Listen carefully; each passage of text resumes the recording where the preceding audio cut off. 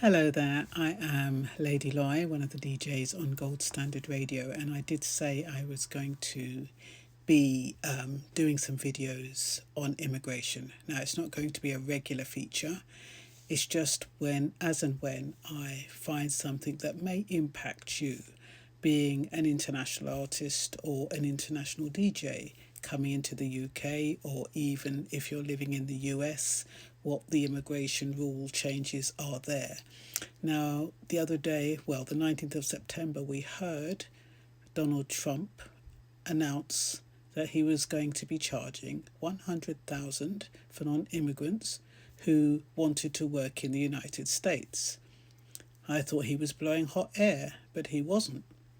Only 2 days later, everything was in place, and if you hadn't applied for your H1-B visa before 12:01 on the 21st of September, you are likely to have to pay that fee. Well, not likely, you will have to pay it.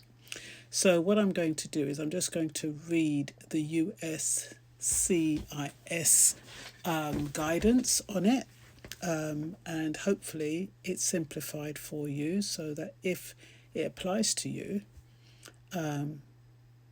it's made a bit easier.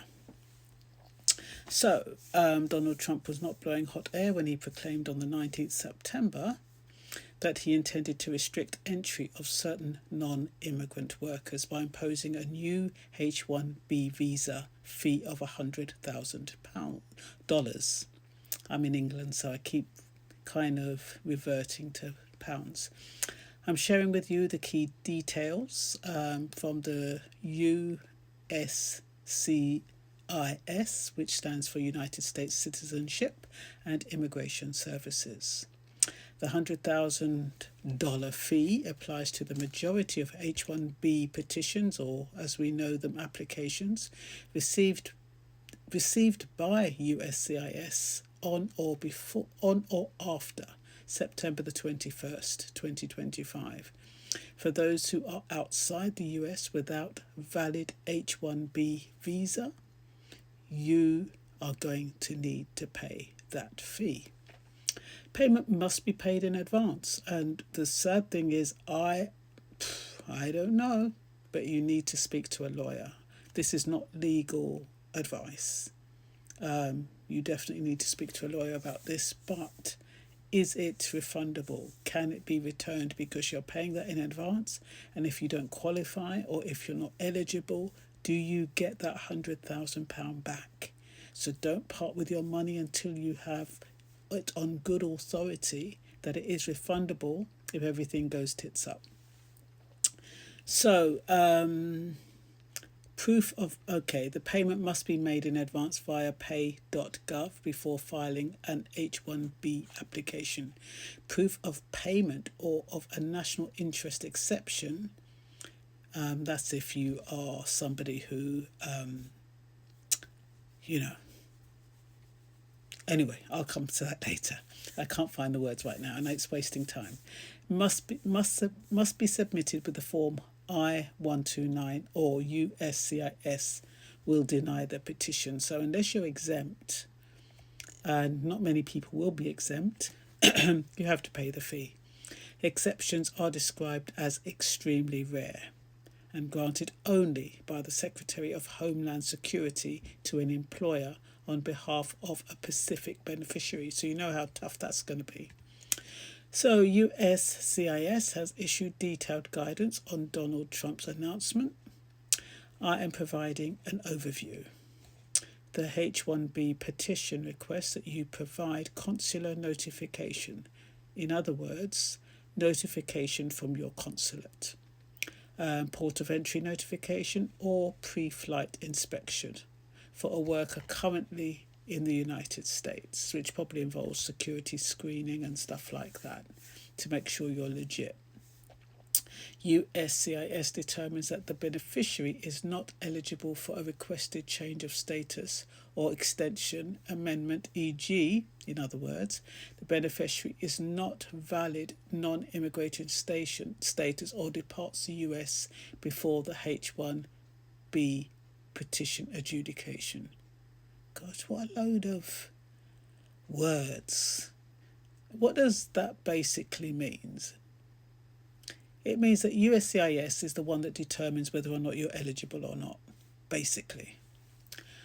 So this sounds like gobbledygook to me and makes me feel uneasy. It does sound as though you've paid the $100,000. There is no guarantee that you will be accepted. That's what I said before. So just please check this out with your legal advisor to make sure the fee you are paying guarantees you the visa you're petitioning for.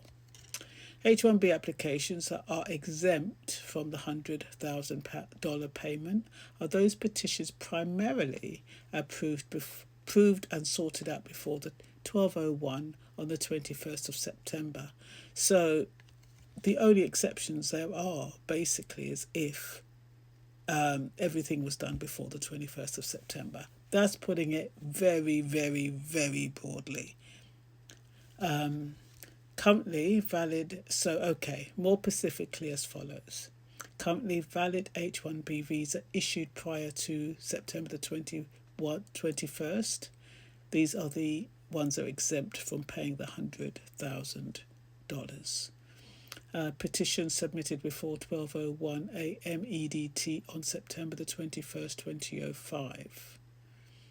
So that's not the same as the one before. The one before said currently valid H1-B visas issued prior to September the 21, 2025.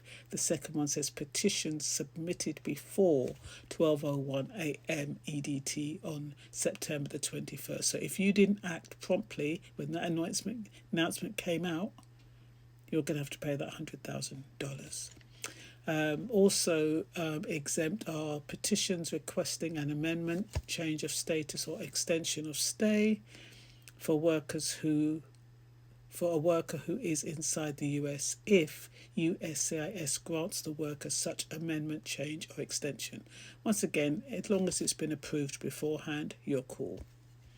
Workers granted an amendment, change, extension of status in the US and subsequently departs from the US applies for an H1-B visa based on approved petition.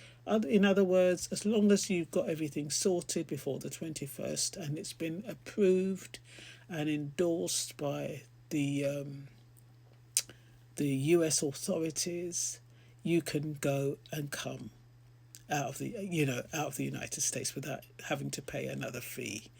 Holders of current H1-B visas travelling in and out of the United States, they're also exempt. Worker who received approval of an NIE request prior to filling in an HIB petition. That's one of those special people who have special gifts that no American has. Important note, if USCIS finds a worker ineligible for in-country change, amendment or extension of status, the $100,000 payment will be required according to USCIS instructions. So you might think you're not going to pay and you might end up paying it if deemed so by the USCIS. You can go on the website www.pay.gov to find out how you pay and when to pay. Payment must be made before, they're emphasising that, filling in the form I-29 H1-B petition with the USCIS, and proof of payment has been scheduled. That also needs to be shown up front. And like I said, there's some exceptions here. What else is there? Once approved, you can change employers, it looks like. But like I said, this information is intended to inform about this information. It is not construed as legal advice nor legal opinion. You really need to seek legal counsel for anything to do with immigration, especially when it involves so much money. So I think I'm going to have to, and foxrothschild.com. They seem to be pretty informative. I'm not endorsing them, but they came up when I was looking for this information. So that might be a place to start. And that's all for now. Bye-bye.